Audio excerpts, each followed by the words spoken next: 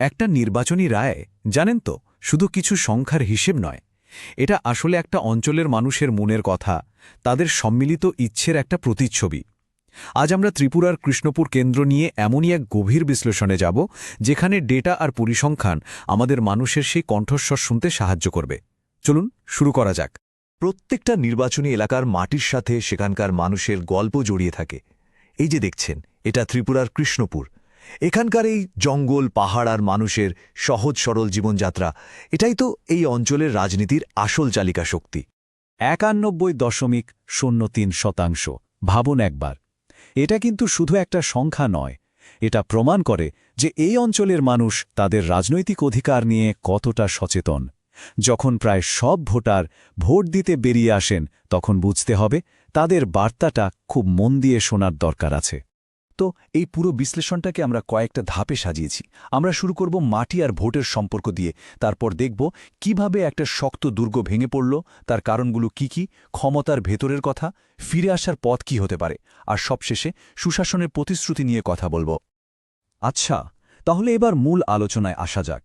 এই যে একটা দুর্গ ভেঙে পড়ল, সংখ্যাগুলো আসলে কি বলছে? কিভাবে একটা দীর্ঘদিনের রাজনীতিক ক্ষমতার এমন নাটকীয় পতন হল? এই টাইমলাইনটা দেখুন, কি অসাধারণ একটা চিত্র তুলে ধরে। ৩ দশক ধরে সিপিআইএম এর ভোট শেয়ারে কিভাবে একটু একটু করে ধস নেমেছে। ভাবুন, ১৯৯৩ সালে যেখানে তাদের ৭০%রও বেশি ভোট ছিল, ২০২৩-এ এসে সেটা মাত্র ২৫% দাঁড়িয়েছে। মানে এই পরিবর্তনটা হুট করে হয়নি, এটা একটা দীর্ঘদিনের খলের ফল। আর এই হল ২০২৩-এর ফাইনাল রেজাল্ট। পরিষ্কার দেখা যাচ্ছে ভোটটা ৩টে প্রধান শক্তির মধ্যে ভাগ হয়ে গেছে। বিজেপি প্রায় ৪০% ভোট নিয়ে জিতেছে, ত্রিপুরা মোথা পেয়েছে ৩২%-এর বেশি, আর সিপিআইএমের শেয়ার কমে দাঁড়িয়েছে ২৫%। ভোটের এই বিভাজনটাই কিন্তু এই নির্বাচনের আসল গল্প। তো এই যে পরিবর্তনটা হলো, এর কারণটা কি? চলুন একটু গভীরে গিয়ে এর কাটাছেঁড়া করা যাক। এই হারের পেছনের আসল কারণগুলো কি ছিল? আসল কারণটা হল একটা নতুন পরিচয় ভিত্তিক শক্তির উত্থান। ত্রিপুরা মোথা এখানকার রাজনীতিটাই পুরো বদলে দিয়েছে। তারা দেববর্মা, জমাতিয়া, রিয়াংয়ের মতো ঐতিহ্যবাহী উপজাতীয় ভোটকে নিজেদের দিকে টেনেছে। যেটা একসময় একটা বাঁধা ভোট ব্যাংক ছিল, সেটা এখন একটা নতুন এবং শক্তিশালী উপজাতীয় পরিচয়ের রাজনীতির কারণে ভাগ হয়ে গেছে। দেখুন, গণতন্ত্রে প্রত্যেকটা মানুষের কথার দাম আছে, আর যখন মানুষ দায়িত্বের সাথে তাদের মতামত জানায়, তখনই একটা সুস্থ জনমত তৈরি হয়। যখন কোনো নূতন পরিচয় রাজনীতি উঠে আসে, তখন এই সাংবিধানিক মূল্যবোধকে সম্মান দিয়েই পুরো পরিস্থিতিটা বুঝতে হয়। এতক্ষণ তো আমরা বাইরের পরিস্থিতি দেখলাম, এবার চলুন দলটার ভেতরের শক্তি আর দুর্বলতাগুলো একটু খতিয়ে দেখি, একটা কাঠামোর মধ্যে ফেলে বিশ্লেষণ করা যাক। প্রথমত নির্বাচনী দিকটা। দলের কিন্তু একটা শৃঙ্খলাবদ্ধ বুথ লেভেলের সংগঠন আছে, এটা ঠিক, কিন্তু সেই গতিটা আর নেই। হয়তো প্রার্থী পছন্দসই হচ্ছে না, বা মানুষের কাছে আবেদনটাই দুর্বল হয়ে পড়েছে। সংগঠন আর সাধারণ মানুষের মধ্যে একটা দূরত্ব তৈরি হয়েছে। দ্বিতীয়ত, সাংগঠনিক শক্তি। এটা কিন্তু এখনও বেশ শক্তিশালী, একটা গোছানো কাঠামো আছে যা অনেক কাজে দেয়। কিন্তু সমস্যাটা অন্য জায়গায়। নেতৃত্ব বয়স্ক হয়ে পড়ছে, ফলে নতুন প্রজন্মের সাথে সংযোগ তৈরি করতে একটা বড় চ্যালেঞ্জের মুখে পড়তে হচ্ছে। তৃতীয় দিকটা হলো আখ্যান বা ন্যারেটিভ। সামাজিক ন্যায়বিচারের যে পুরনো বার্তা, সেটা এখনকার নতুন উপজাতীয় পরিচয়ের রাজনীতির সামনে ফিকে হয়ে গেছে। মানে আশার লড়াইয়ে একটা পুরনো গল্পকে আরও জোরালো একটা নতুন গল্প এসে ছাপিয়ে যাচ্ছে। আর সবশেষে সম্পদ। সত্যি বলতে প্রতিযোগীদের তুলনায় এদের আর্থিক সংস্থান বেশ কম, আর এর ফলে প্রচারের পরিধি বা তার প্রভাব দুটোই স্বাভাবিকভাবে কমে আসে। এই বৈষম্যটা একটা বড় বাধা, অস্বীকার করার উপায় নেই।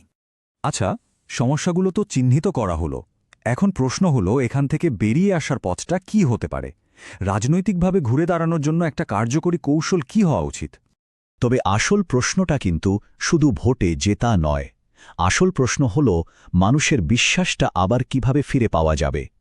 তাই আগামী দিনের কৌশলটা শুধু রাজনৈতিক চালের ওপর নির্ভর করলে হবে না, বরং মানুষের সাথে আবার সংযোগ স্থাপন করা এবং বিশ্বাস গড়ে তোলার ওপর জোর দিতে হবে। এই যে ৯০ দিনের একটা পরিকল্পনা, এর ৪টে আলাদা ধাপ আছে।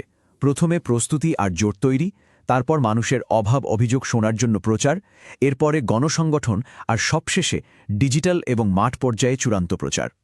এটা হারানো জমি পুনরুদ্ধারের জন্য একটা পরিষ্কার এবং পদ্ধতিগত পথ।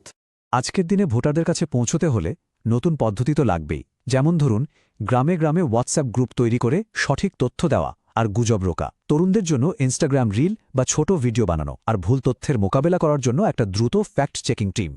তবে একটা কথা মাথায় রাখা খুব জরুরি, যে কোনো ডিজিটাল প্রচারে ব্যক্তির গোপনীয়তা এবং সম্মতিকে সম্মান করতেই হবে।